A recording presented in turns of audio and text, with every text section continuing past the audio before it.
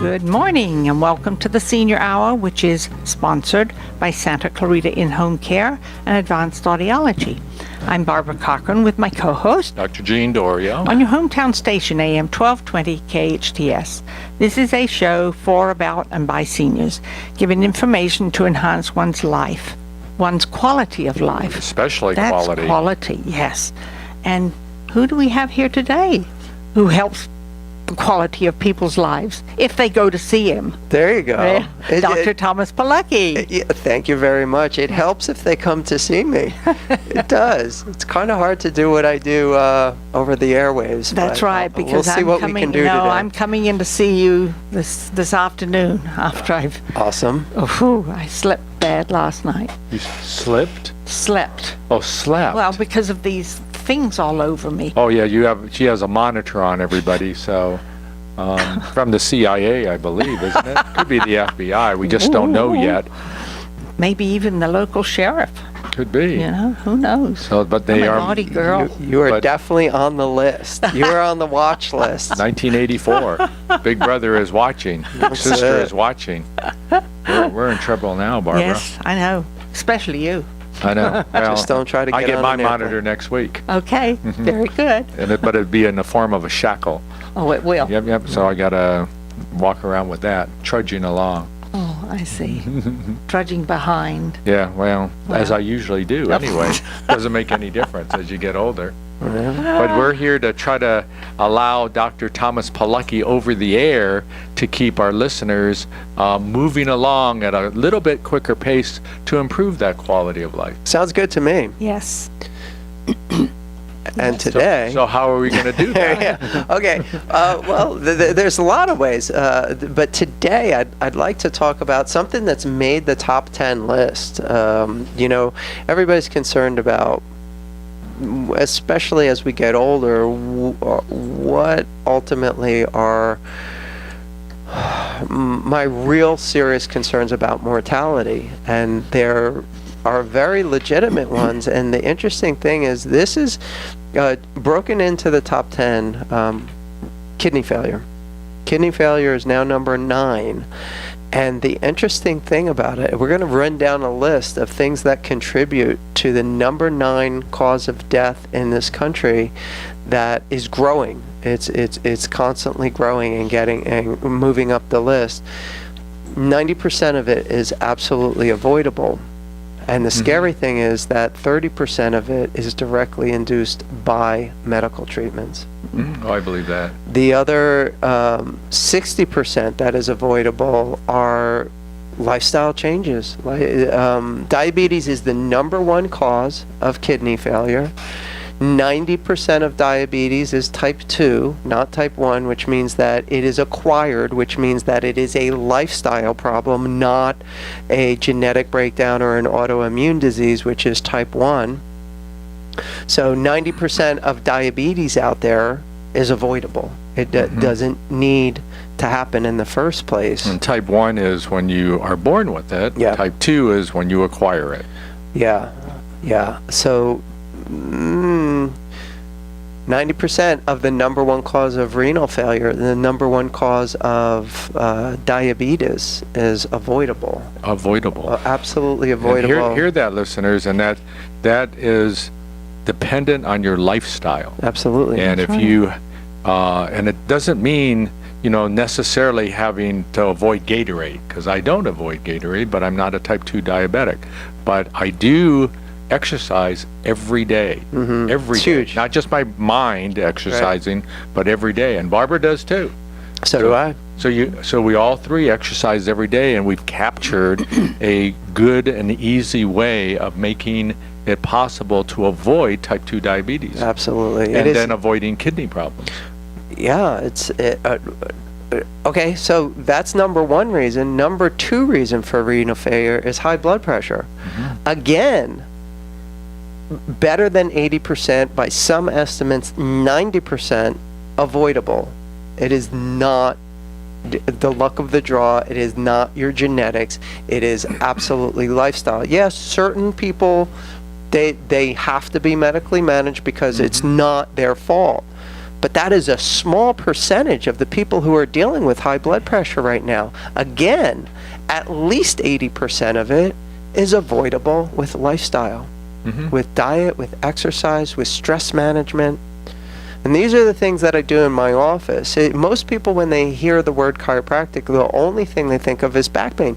That's fine. If all I do is treat back pain for the rest of my career, I'm going to be busier than I can handle, because it is the number 2 most common cause of visits to the doctor in the world, is back pain. So I don't have a problem with being put in that category of, oh, you're just a back pain doctor. Okay, fine. However, what we're seeing is when people come in for whatever reason, whether it be back pain, whether it be migraines, whether it be whatever, I just posted, I'm in the process of posting this morning, someone just texted my wife this morning about, please tell Tom, my blood pressure, because she's been trying to get a lower rate on her insurance, because blood pressure is one of the things that will drive your insurance rates right up through the ceiling. If you don't have a good number, and the good number is it's got to be below 140, it's got to be below 90, and if you're above that number, guess what? You are not getting a decent rate on your insurance. You're getting an inflated rate on your insurance, and sometimes twice as much. Well, now, do they up it when you're already in the system with them? Oh yeah, it doesn't matter. If you're evaluated for high blood pressure, your insurance rates can go up. And especially something like life insurance. You will not get a prime rate on life insurance with high blood pressure. They consider that one of the main things that will cause you to die, essentially. That's what they're betting against. It's a risk factor. Yeah. So again, blood pressure. Oh, by the way, getting back to what I started with, I got a text this morning.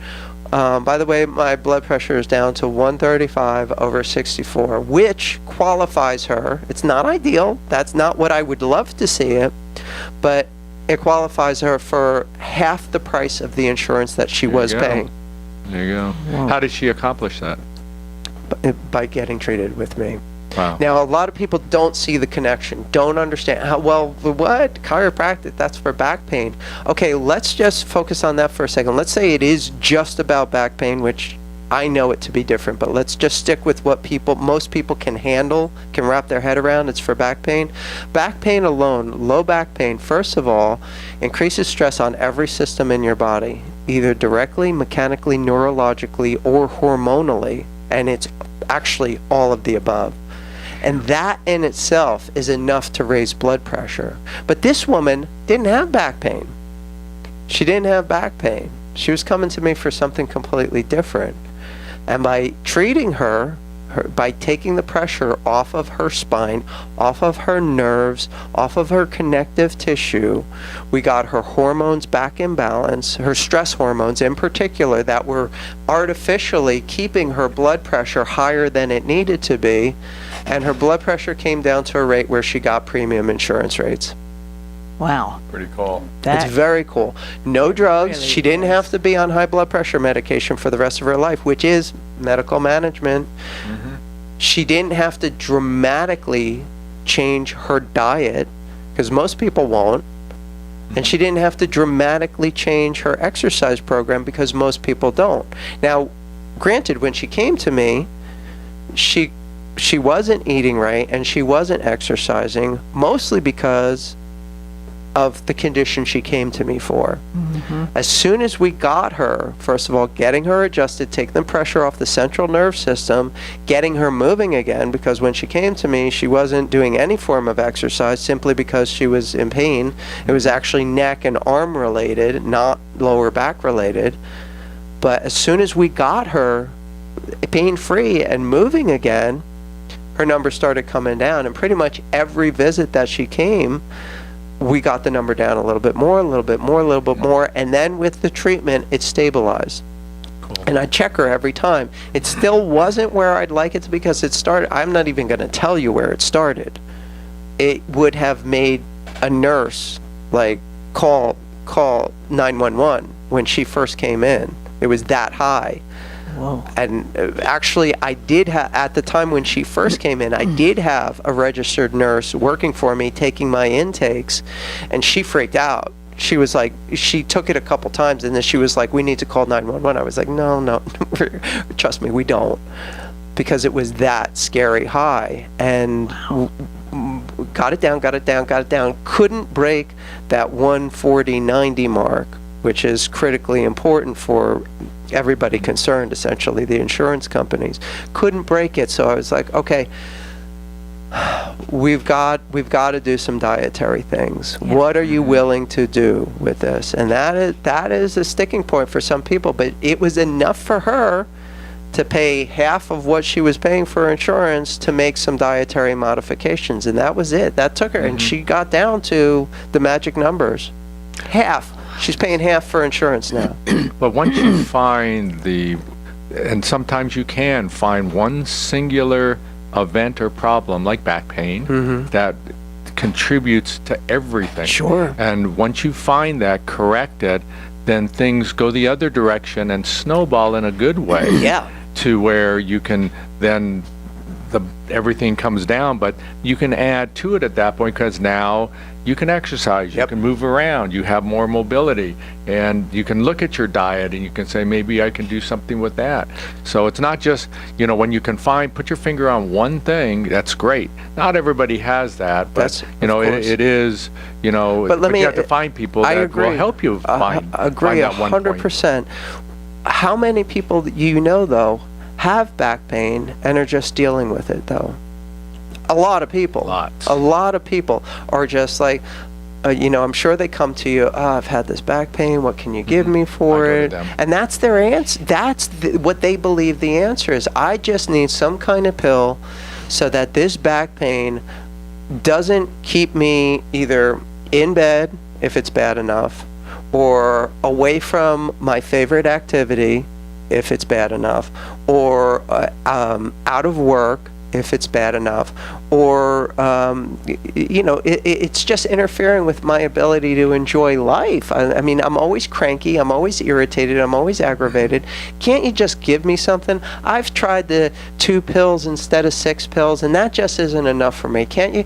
And not you, Dr. Dorio, I know this isn't you, but I'm sure most of your colleagues are pretty quick to sign off either on that med pack, which is a go-to, which, by the way, is essentially cortisone for 10 days, or opiates, right to the opiates. And so many of my patients come in and say, I'm on the highest dose of opiates.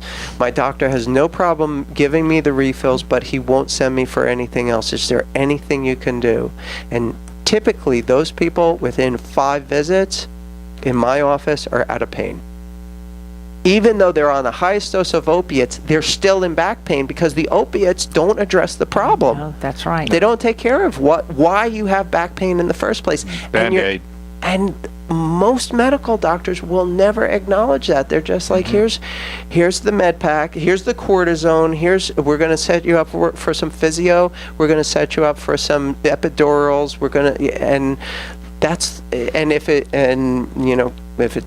if you don't respond, then we're going to send you for an orthopedic consult and see if you're a surgical candidate. That's it. That's their answer. But we know the statistics that physicians who practice like I practice have far less success at treating back pain than chiropractic professionals do. And that's been known for years. And I knew that 30 years ago. So I've always turned to chiropractic medicine to help my patients out. I mean, you got to be open. And now acupuncture and acupressure, there's so many things, modalities that we have that allow our patients to get better. But the old way, the past way that is still going on in many, many of our patients is exactly what you said. Yeah. It doesn't work. Well, I don't understand how that, I know why it happened, because up until almost 1990, a medical doctor could actually lose their license for referring to a chiropractor. This is 26 years ago. 26 years ago, That's a amazing. medical doctor could literally lose their license for referring to a chiropractor. And I understand that a lot of doctors out there practicing right now were doctors when that was enforced, so they're still very gun shy about it. And there's a lot of misinformation out there constantly being fed to medical doctors to keep that fear in place. But the reality is it's safe, it's effective, it works, and if you have a competent chiropractor who is trained and is willing to work with a medical doctor, knowing what the real relevant medical conditions are, you're going to have a better outcome for your patient. Both the medical doctor and the chiropractor are going to have the best outcome for that patient when they decide to put away all that craziness that happened 25 years ago and start working in the patient's best interest. Wow. We have to take a break, but we'll come back with some more helpful because we only have I only covered the top two. Yes, you've only covered the top two. Wow. There's a lot to say about it. Yeah. Anyway, I'm Barbara Cochran with my co-host, Dr. Jean Dorio, on your hometown station, AM 1220 KHTS.